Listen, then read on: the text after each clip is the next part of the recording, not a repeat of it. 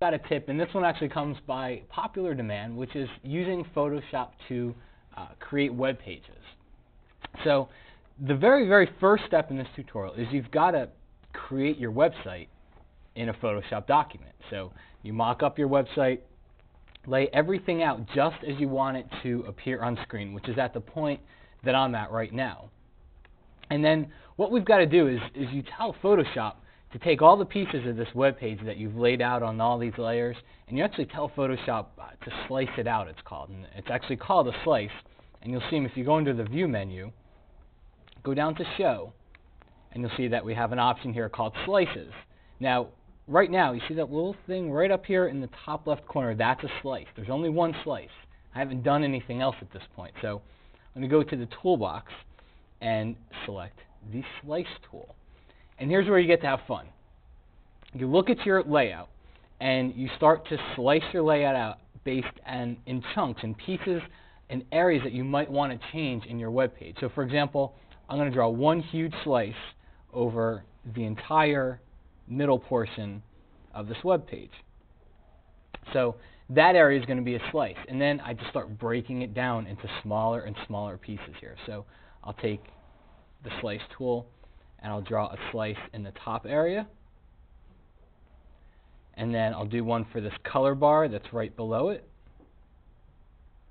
And then I'll go through, and here's a good example of an area on the home page that you might you want to change. Let's say you want the text on your home page to change. You don't always want it to be the same exact text. So go ahead and make a slice out of it. And then that way, when it appears later inside your web page, it'll appear in a way that's easier to change.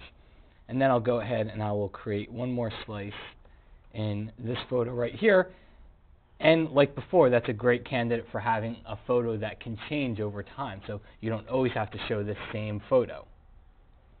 So at this point, I've created the slices, and you could see each of them has a little number next to it. If I were to double click on that slice, it opens up the slice options. And let's first select not the Slice tool, but the Slice Select tool. And when I double click on it, you'll see it pops open some options.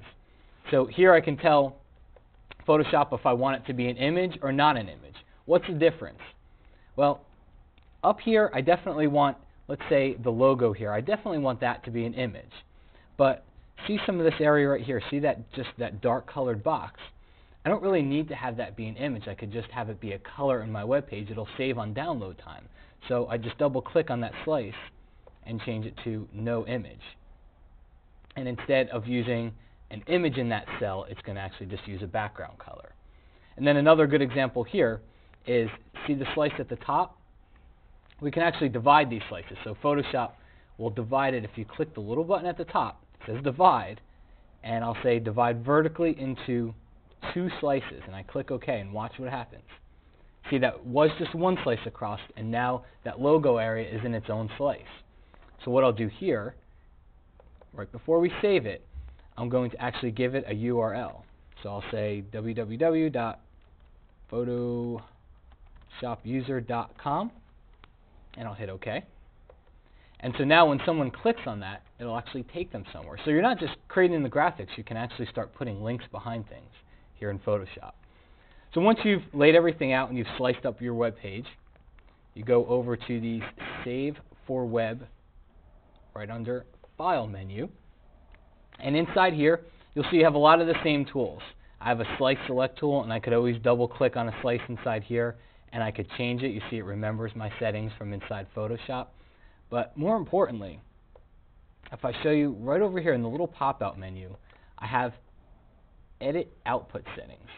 So this is what controls every part of how this web page and this whole website gets output. First we have HTML, which is all the HTML tags. And then we've got the slices. So how do you want it to output your slices? Do you want it to use HTML tables, or do you want it to generate CSS, cascading style sheets? And then below here we've got a background, so you can put an entire background photo for the web page. And finally, what kind of names do you want it to give? Because it's automatically going to save all these slices. So what kind of names do you want to give to it? And then just hit OK. And when you're ready, hit the Save button. And there's one last thing to watch out for here, and that is under Save as Type. by default, it's only going to say JPEG. What you want to do is change it to HTML and images. And that saves the HTML code as well as all the images here. So I'll call it Guitar Playing School. I'll hit Save. And I'll hit OK. And Photoshop goes out. It saves all those files for me. And then let's go find that folder on my desktop here. Hopefully that's where I saved it to, because if it's not, we're surely not going to find it on my desktop. I like where this is going. I feel confident about this. Let us, there we go. All right, Guitar Playing School, HTML and images. We will save. OK. There we go. Now we will go find it on our desktop, and there's the HTML page. I'll just double click on it, and you see it opens it up inside a browser for me. And just to show you that the work that we did in Photoshop is remembered, if I click on this logo, see it's a hyperlink? It actually takes me to photoshopuser.com, which I'm not connected right now, so we're not seeing it. But that would take you to whatever link that you gave it inside there. And just to finish things off, if you like using Photoshop for this kind of stuff, there's a little button at the bottom of the toolbox, and it says Jump to Image Ready. Image Ready is kind of Photoshop's, I don't know, little brother, might you call it.